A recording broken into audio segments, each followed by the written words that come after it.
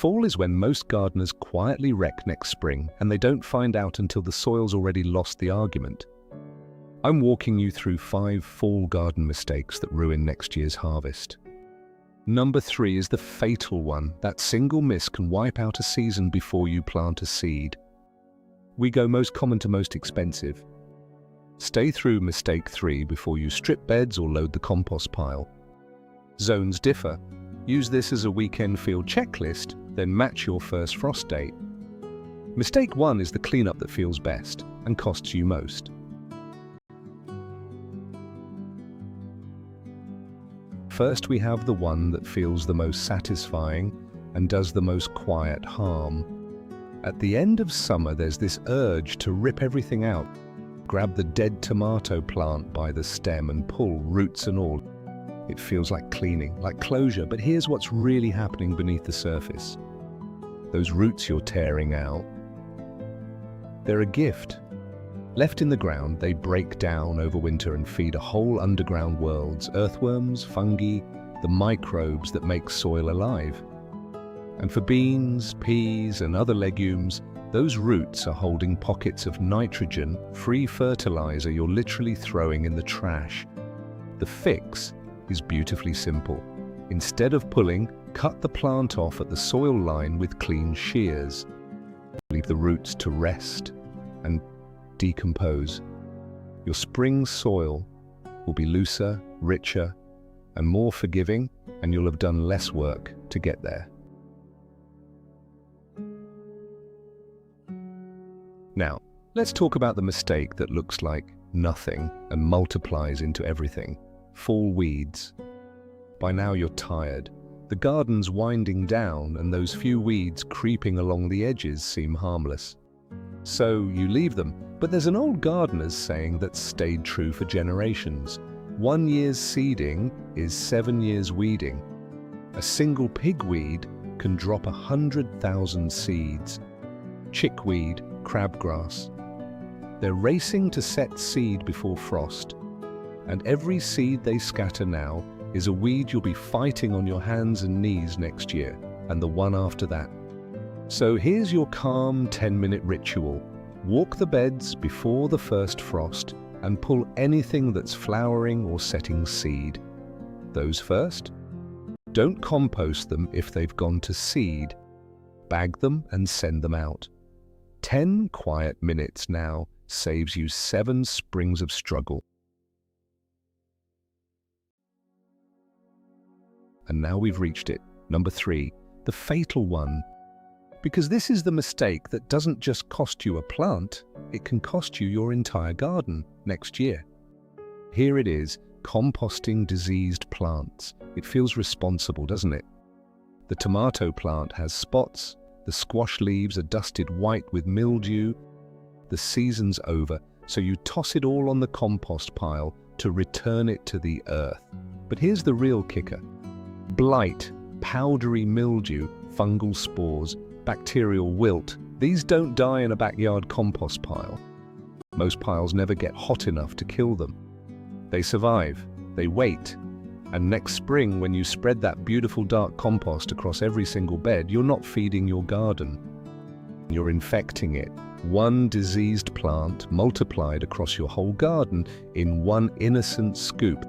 This is how a gardener does everything else right and still loses the whole season before it begins. So the rule is simple and absolute. If a plant showed disease, spots, wilt, mildew, blight, it never touches your compost. Bag it, bin it, or burn it where allowed. Heartbreaking for a moment, season saving forever. Does it feel a little ruthless? Maybe, but your future garden will thank you. If this is already making you look at your garden differently, do me a small favor and hit subscribe. Every week here we tend a greener, calmer, more abundant garden together.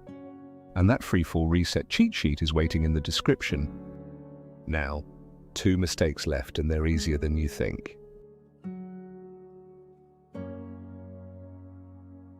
Next we have the mistake of doing nothing. You clear the beds, you look at that clean, bare soil, and it feels finished. But bare soil isn't resting, it's exposed. All winter, rain and snow pound it down, wash your nutrients away and erode the very structure you worked so hard to build. Worse, the living soil beneath, the microbes, the fungi, the earthworms, they lose their blanket, and much of that life simply fades. Nature never leaves soil bare.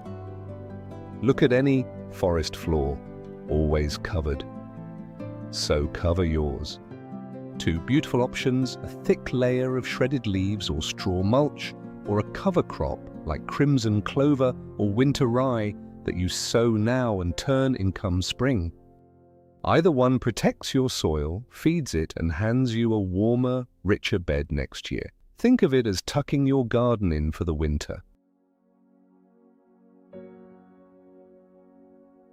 And last, but not least, the mistake that follows you invisibly into next season: dirty tools and stakes. When the season ends, most of us just stack everything in the shed. Soil still caked on the shovel, last year's tomato cages still crusted with debris. But those tools and stakes touched your plants all summer. And if any of those plants were sick, the disease is still clinging there, waiting to ride right back into next year's garden on the very tools you plant with. So give them a proper, close to the season, knock off the soil, wash them, then wipe metal blades and stakes with a little diluted vinegar or a mild bleach solution to sanitize. Dry them, and a light coat of oil on metal keeps the rust away. 15 minutes in the shed now, and you'll reach for clean, sharp, disease-free tools next spring, ready the moment you are.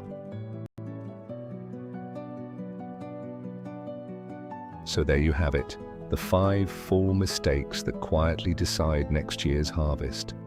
Cut, don't pull. Pull weeds before they seed. Never, ever compost disease. Never leave your soil bare.